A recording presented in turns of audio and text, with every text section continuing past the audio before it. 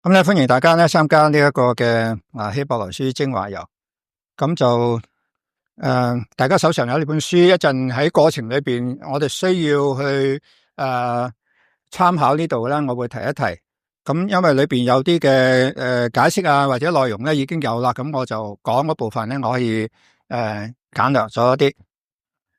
咁今日咧就分咗有4段嘅吓，有4節嘅啊，就每一節咧有個半鐘頭。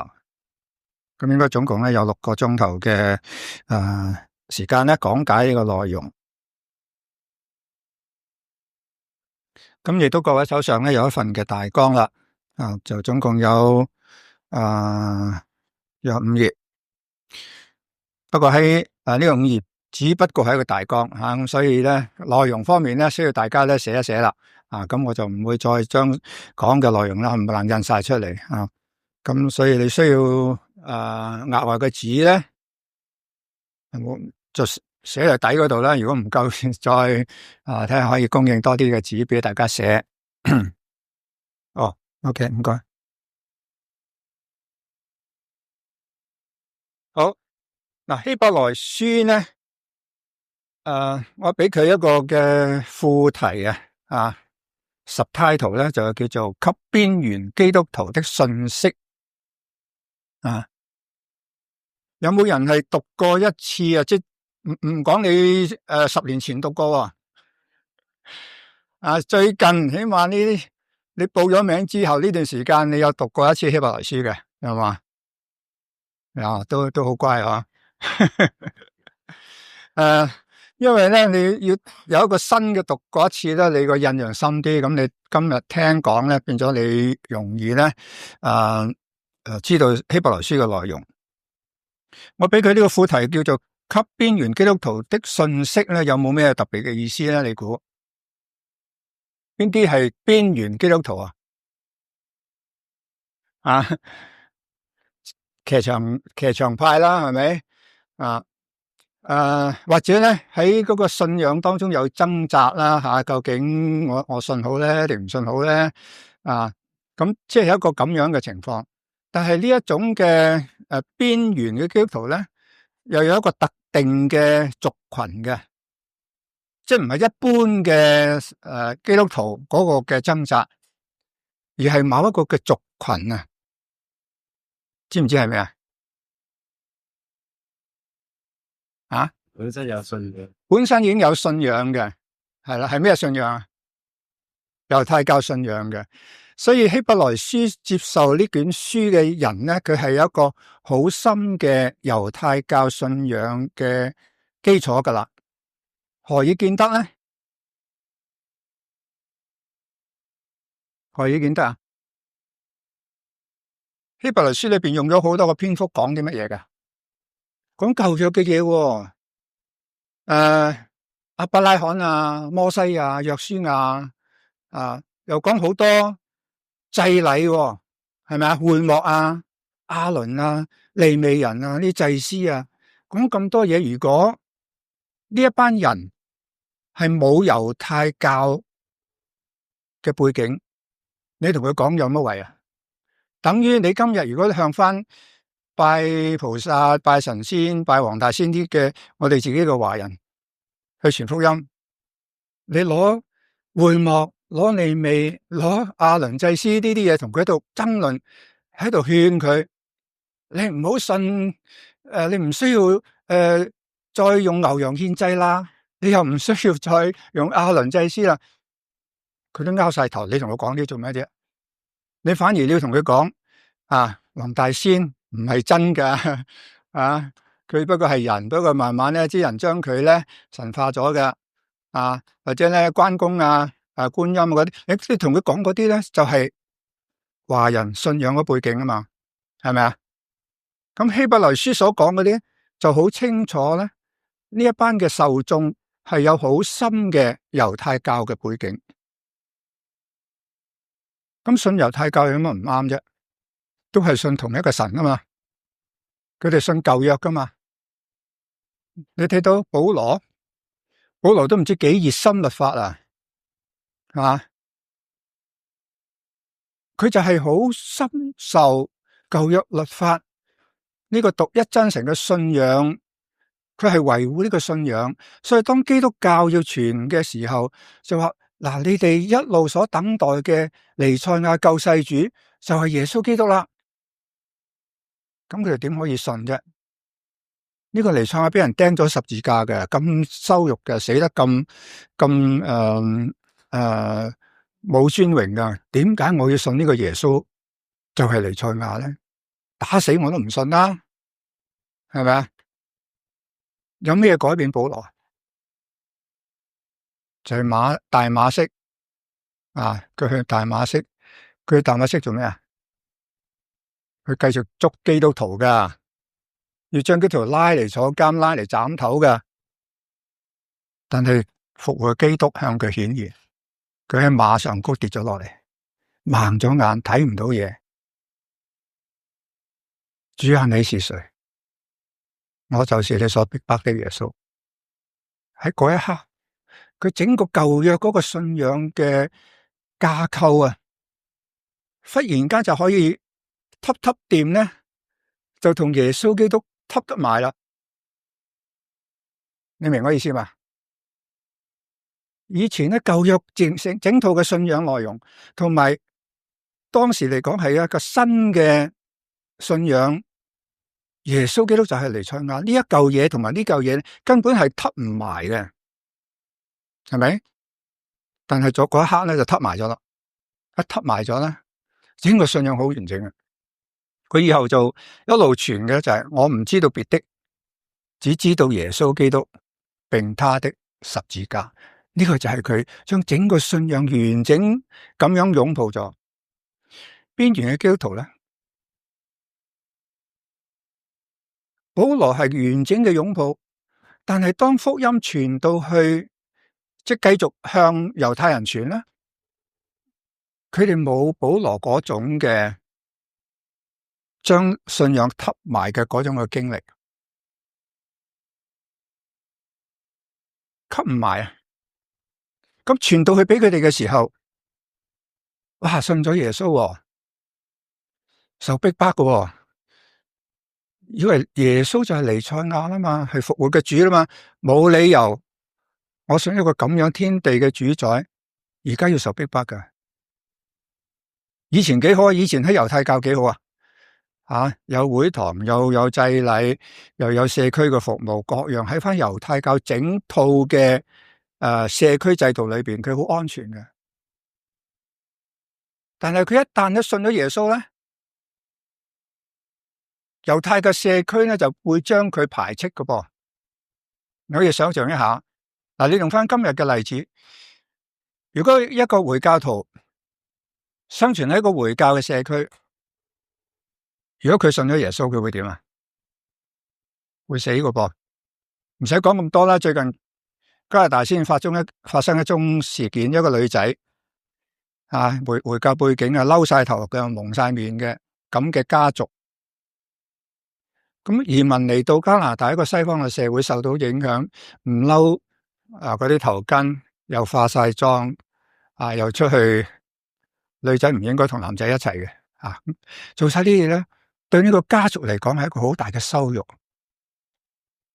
叫做 honor killing。honor killing 喺佢哋嘅信仰嚟講，呢個女仔唔可以生存對整個家族好羞辱嘅。嗱，如果咁嘅例子，你就睇到咧，當時嘅猶太人咧，佢係聚居一處嘅今日都係啦，係嘛？多倫多都有啲係猶太人聚居嘅社區，華人都係啦，唔使講啦吓，華人都係聚居嘅咁所以佢哋聚居一處嘅時候，有福音傳到去，咁佢信咗耶穌咧，咁呢班族群嘅人咧就壓迫佢啦。可能即刻咧，如果個老闆係猶太人，即刻炒魷魚啦你信仰唔同社區裏邊所有嘅福利冇你份啦。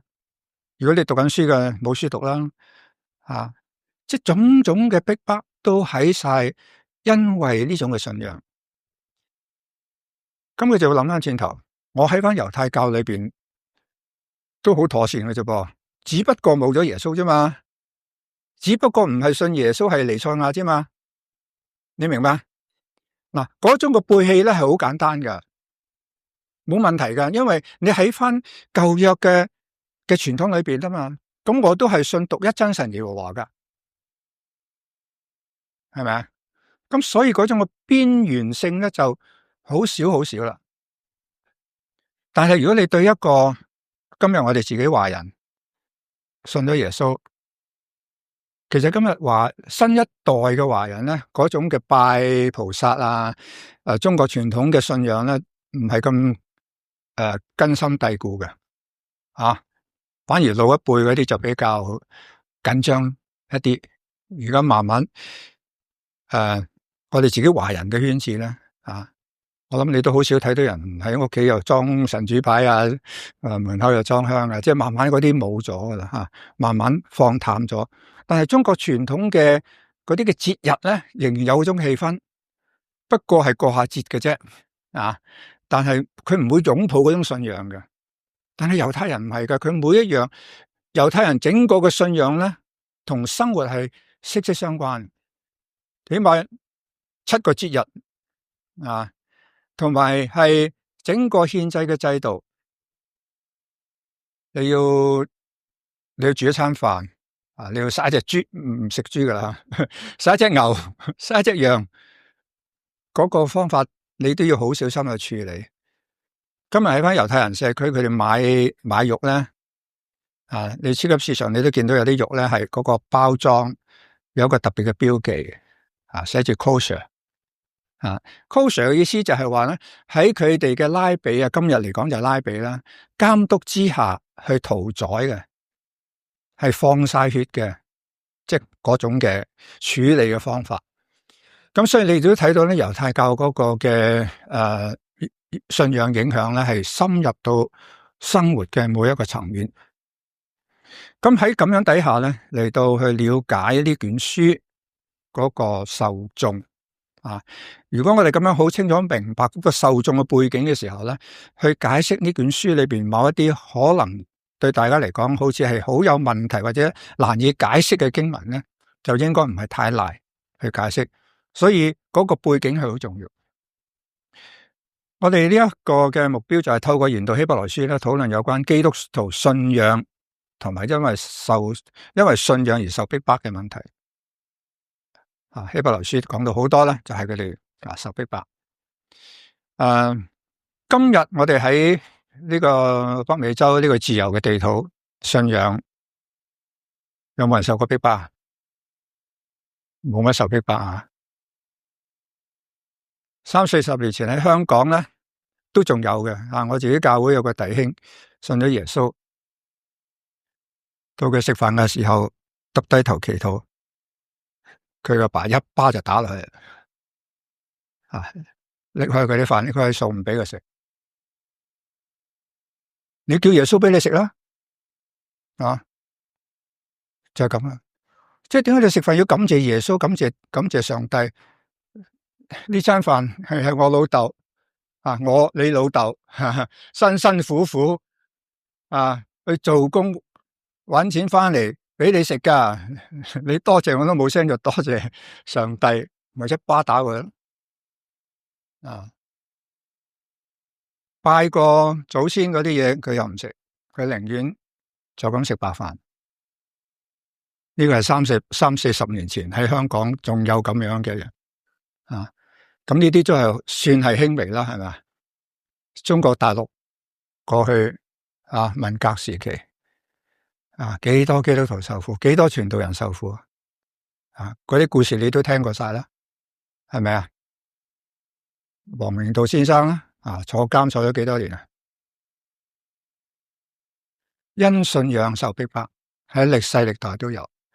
今日我哋喺咁自由嘅地土信仰，如果我哋唔去珍惜咧，我哋真係對唔起前輩啊！以前嗰啲宣教士，中國能夠有福音聽到，幾多外國嘅宣教士係灑熱血拋頭顱，漂洋過海啊，拋妻棄子，真係咁嘅啊！嚟到中國傳福音，佢哋留下呢啲殉道血。古羅馬嘅時候，你如果去過羅馬，你睇翻嗰個鬥獸場，你就睇到回憶到過去嘅歷史，幾多基督徒就係咁樣去餵獅子、餵猛獸啊，喺嗰啲木柱嗰度被人綁起當蠟燭嚟到燒，為乜啊？因為信仰受逼迫，我哋應該要好 appreciate 以前嘅宣教士、以前嘅殉道者啊，將呢個寶貴嘅信仰一路流傳到落嚟。如果我哋今日唔去 stand firm 喺我哋嘅信仰，係站穩我哋嘅信仰，去繼續去傳揚咧，我哋真係對不起以前嘅宣教士殉道者，更加對唔起為我哋捨身流血嘅耶穌基督。幫助學員去明白預表解經裏邊屬靈深奧嘅道理，有好多嘅叫做預表一陣我會解釋咩叫預表，睇出神喺永恆中為人類預備救恩嗰個嘅奇妙。好，我哋睇睇咧就係個作者啦。頭先 Pastor Jack 祈禱都同我講咗少少啦。我哋唔知道希伯來書嘅作者係邊個咁咧就嗱睇一睇今日嗰本嘅 textbook 啦。咁其實咧聖經學者都有好多不同嘅猜測即係究竟希伯來書嘅作者係邊個咧？咁就好唔同保羅嘅書信啊！保羅嘅書信咧一開頭就已經話俾你聽啦。耶穌基督的使徒保羅等等，咁你哋知道係保羅。咁不過都有爭論噶，雖然佢寫明話係保羅啫噃，咁啲學者話佢寫係啫，點知係唔係真係呢個保羅噶？咁明唔明因為咧，喺呢啲聖經嘅經卷咧，有一啲嘅經卷咧叫做偽經有冇聽過？叫做偽經。所謂偽經咧，就唔係嗰本經係偽，而係嗰個著作嘅人個名字咧，唔係嗰個真實嘅人，即係佢借用某一個人嘅名嚟到寫。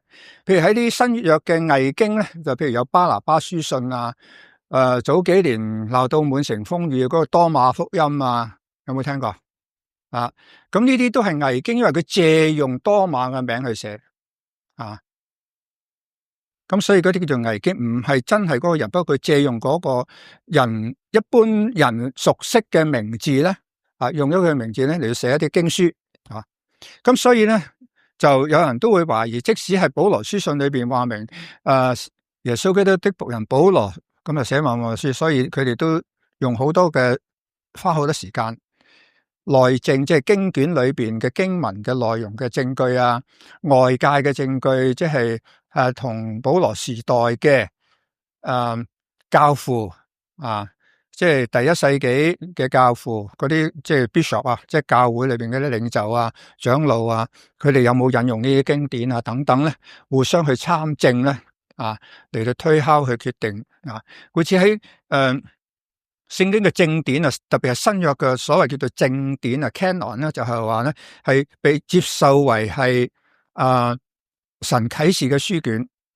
嘅過程裏邊咧，係經過大概400-500年嘅時間咁確立咗啦。咁以後就唔再接受其他嘅經典啦。所以新約27卷咧呢個嘅正典確定咗，以後無論查證到係真好假都唔再承認，因為嗰個正典嘅範圍裏邊已經充分將神嘅啟示、救恩嘅啟示咧，已經可以啟示到出嚟，可以咧個內容咧足夠咧基督徒去明白神救恩嘅計劃，同埋對我哋今日行事為人嗰個嘅指導嘅材料已經足夠。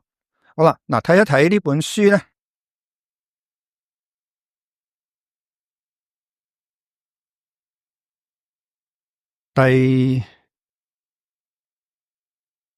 冇頁數11頁啦，因為11嗰度冇頁數嘅11希伯來書簡介嗰度嘅第二個大標題就希伯來書的作者就係保羅。咁呢個係傳統嘅意見係傳統嘅意見。咁就呢本書嘅作者咧，蘇永睿牧師咧，佢都係接受保羅係作者嘅。咁就你再睇過去後邊咧12頁咧，就有人認為係路加所寫嘅喎。咁呢個係亞歷山大嘅革尼免呢一位嘅教父咧所接受嘅。第三個咧就話，又唔係保羅，又唔係路加，會係咧巴拿巴。咁呢個係特土良嘅意見。第四個有人又提出，係阿波羅。咁呢個係馬丁路德嘅意見。咁啊，第五點咧，仲有其他意見啦，佢就唔詳細再列啦吓。譬如話會係西拉，會係腓利，會係百基拉、亞居拉。卷過嚟後邊啦，14頁又有係提多。咁所以佢呢度都未列晒嘅。如果加埋將目前所能夠揾到嘅注釋書咧，應該有30個作者。即係話咧，你30個當中你揀一個都得噶啦。不過咧，佢哋都會提出佢哋嘅理由。咁既然咁唔能夠有充足嘅證據，又咁分散嘅意見嘅時候咧，咁一啲嘅注釋者咧就話，我哋都係無謂爭論邊個作者啦。咁啊，只有神知道啊，就算數啦咁樣。不過咧，既然呢個新約呢個希伯來書咧，接受成為正典嘅過程都係比較稍為慢一啲即係後期一啲先至將佢接受成為係正典。意思就係因為咧嗰個作者嘅問題未曾有決定。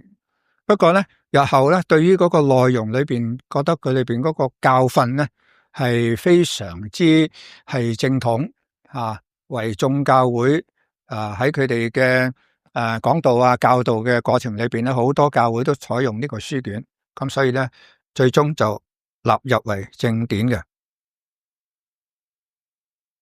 個讀者咧，頭先我亦都係稍為講過關於嗰個讀者嘅背景啦。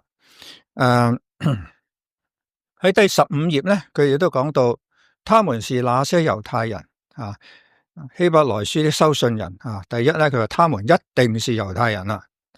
咁正如頭先我所講嘅理由啦，因為受眾對於如果佢哋唔係猶太人，你同佢講咁多亞倫利未會幕獻祭嘅制度牛羊嘅血能夠洗罪咁你同佢講咁多呢啲咧，就無關痛癢，同佢嗰個嘅信仰背景係無關嘅咁所以咧佢哋一定係猶太人，呢個係冇問題。反而咧就係呢一班嘅猶太人係住喺邊度啦？咁呢度有一啲嘅唔同嘅意見。喺希伯來書13章13節咧，希伯來書13章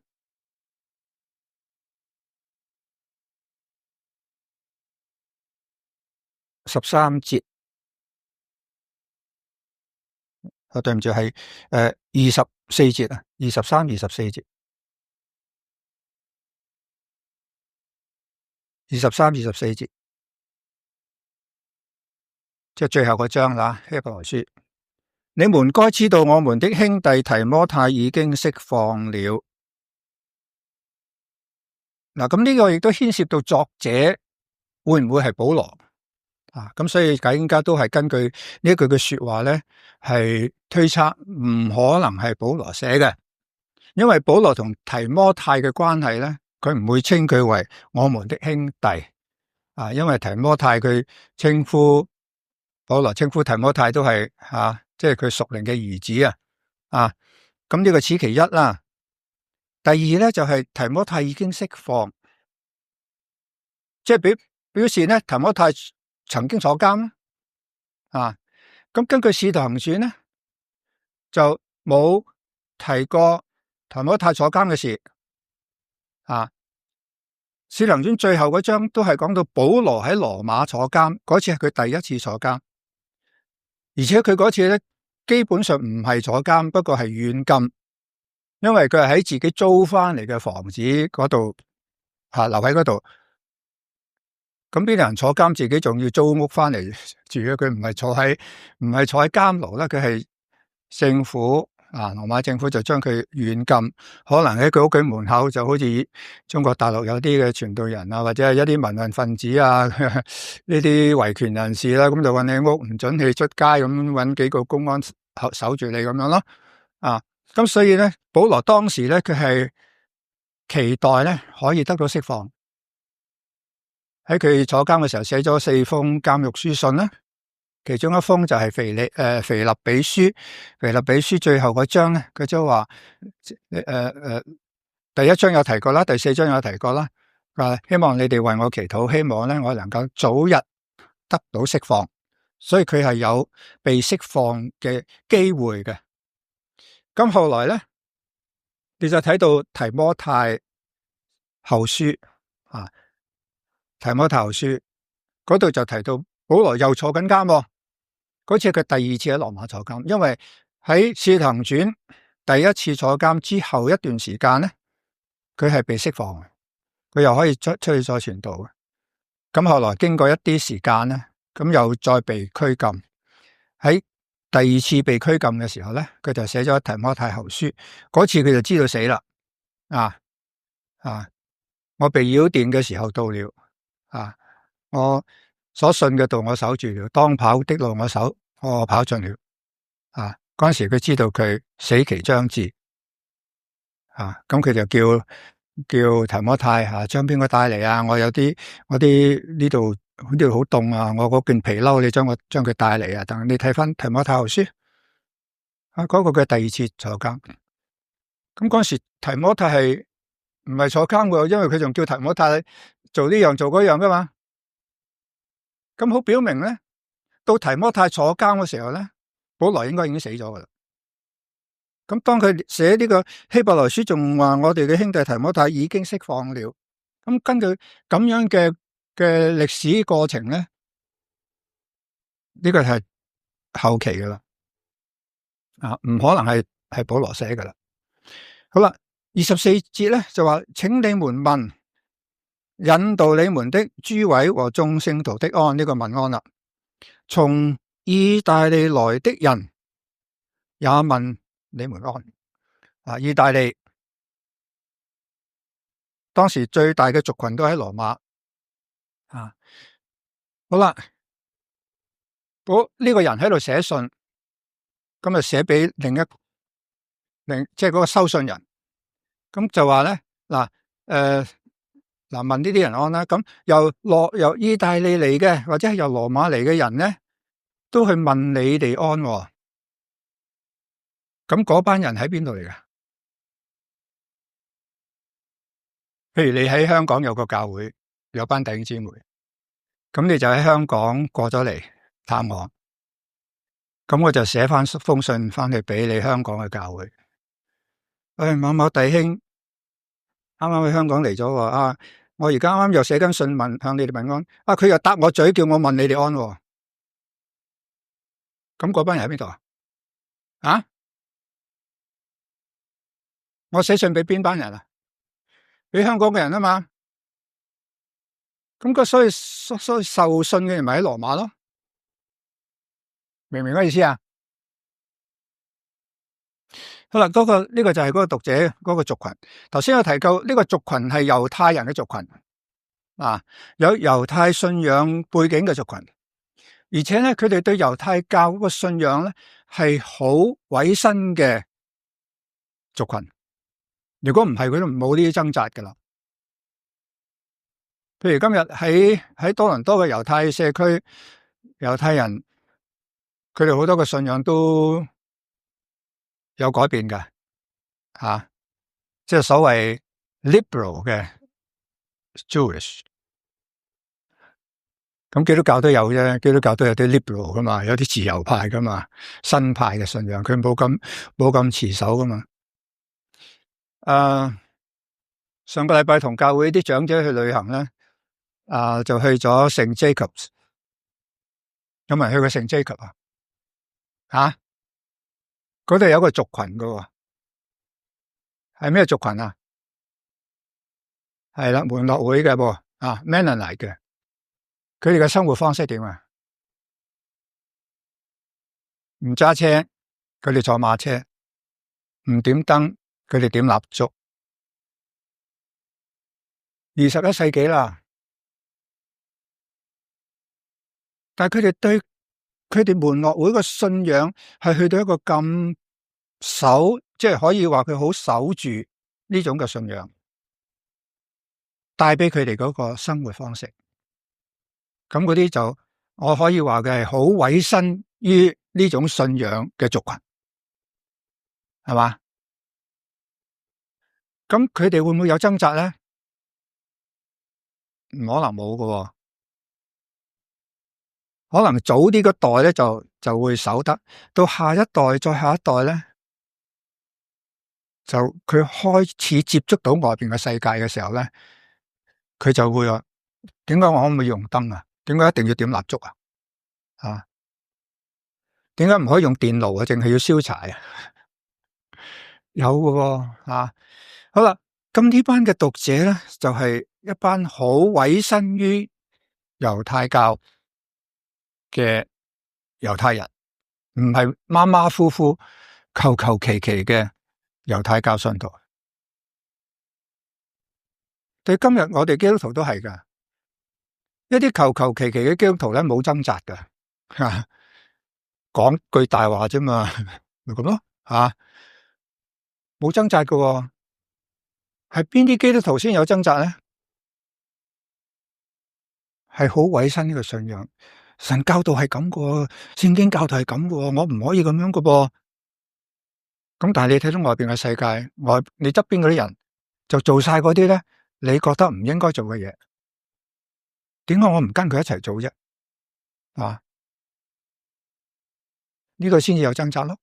啊，所以呢班讀者係一班係好特別嘅讀者嚟嘅，你亦都要好欣賞佢對固有嘅信仰嗰種嘅固執。保羅都好固執噶，係嘛？佢信耶穌之前，佢係咪對猶太教好固執啊？你睇翻腓立比書，佢講佢自己啊，我係希伯來人所生嘅希伯來人啊，我又第8日受割禮啊，我又嚴守律法，喺迦瑪列門下咧受教。哇！佢整個嘅猶太教傳統啊，係好嚴謹咁樣去研究去遵守。我哋要好欣賞呢一啲咁樣對信仰好堅守嘅人。但係呢卷書咧，希伯來書就係對一班對信仰咁着緊嘅人咧，試圖去挽回佢，試圖去說服佢。係啊，呢個信仰係啊，歷代以嚟耶和華神就係設立呢啲嘅制度，呢啲嘅信仰，呢啲嘅律法。但係你睇唔睇到啊？呢一切嘅嘢係帶出一個嘅目標噶。你如果唔走到呢個目標咧，你咪嘥氣咯。啊，咁大家都睇到世界盃啦，係咪啊？你喺個場度扭嚟扭去，扭得幾靚都好啦，都冇用噶。啊，你臨到龍門，你個腳你唔射入去，入唔到波都冇用嘅啫。啊，即係咁。整卷書就話你對猶太人信仰各樣你固執，但係呢一套整個嘅信仰嘅背後啊，個核心價值最終係乜嘢咧？最終係將你帶到去耶穌基督嗰度啊嘛。所以呢個就係嗰啲預表啦。牛羊嘅血唔能夠洗淨你哋嘅罪噶，嗰啲不過係預表嚟噶咋。祭司所做嗰啲嘢，佢係要重複做噶。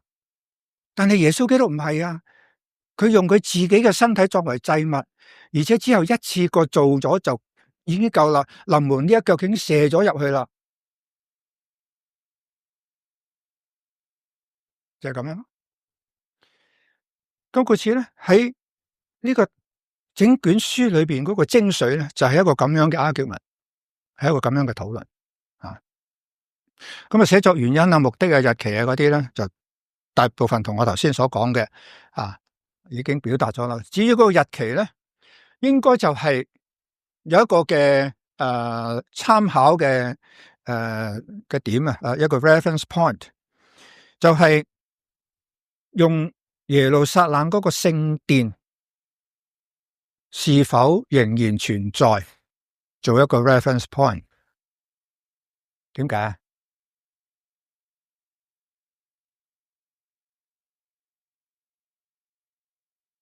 我先講個時間，耶路撒冷聖殿被毀滅係邊個時間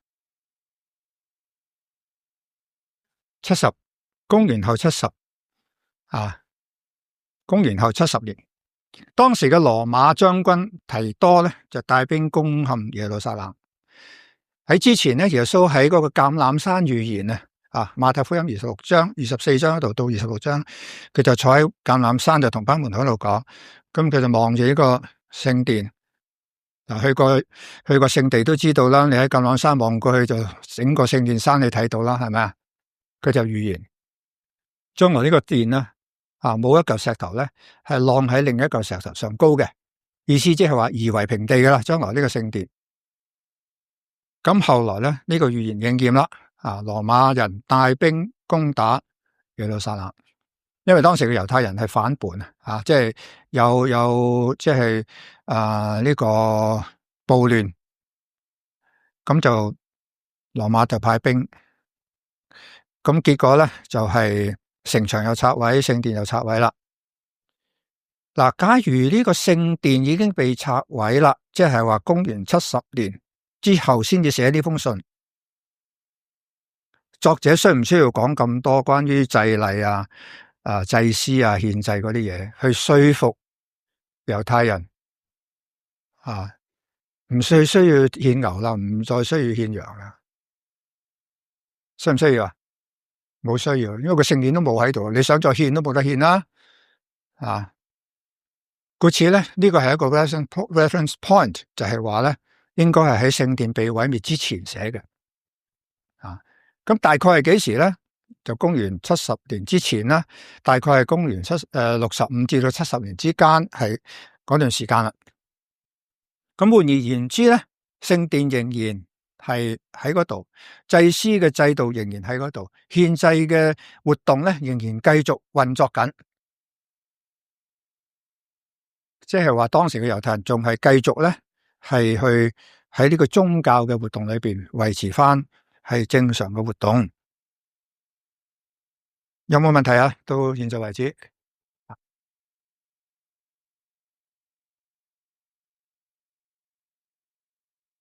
咁所以呢個收信人呢個第15頁，他們是那些猶太人。咁佢 A 咧，佢就講到係喺外邦居住嘅猶太人。喺 C 嗰度咧，B 就話喺北非或者塞浦路斯啦。C 咧就話有人認為收信嘅係居住喺羅馬嘅猶太人。咁呢一點咧，亦都有相當多嘅人嘅支持，我自己亦都支持呢一點嘅，喺住喺羅馬嘅猶太人嘅。但係蘇永瑞博士佢個觀點咧就喺16頁啦。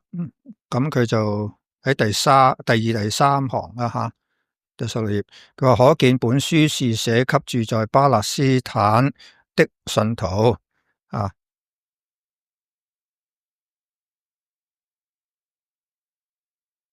咁跟住佢呢本書嘅第5個大題目，佢話希伯來書的寫作背景與目的咧咁佢第一背景咧，佢就話保羅自羅馬監獄釋放之後等等，即係話咧蘇永瑞博士佢作者嘅觀點，佢係接受羅馬保羅係作者，而收信人咧佢接受係喺巴勒斯坦嘅猶太人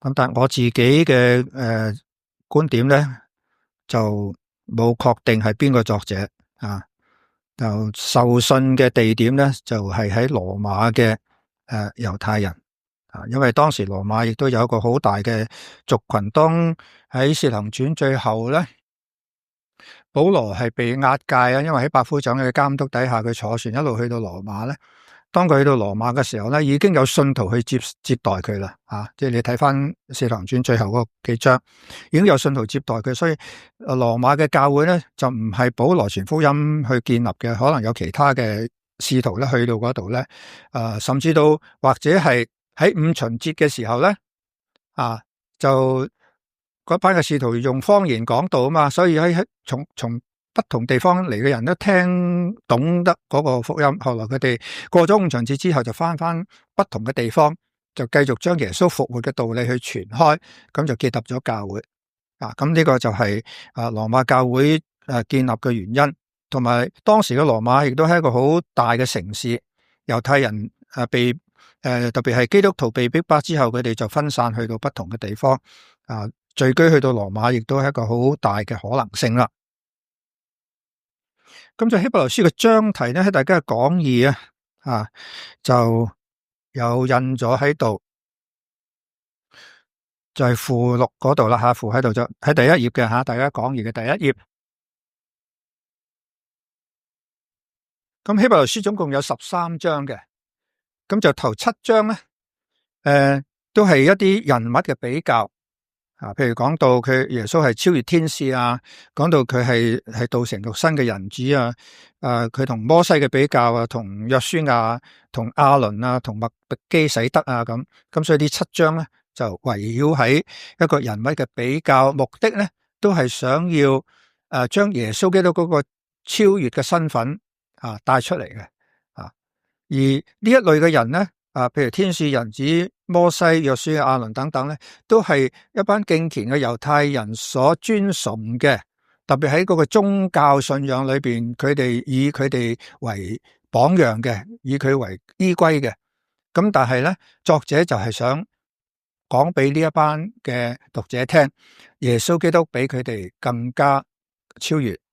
咁第二部分咧就有3章就講到會幕嘅比較所以佢用咗好多嘅篇幅咧。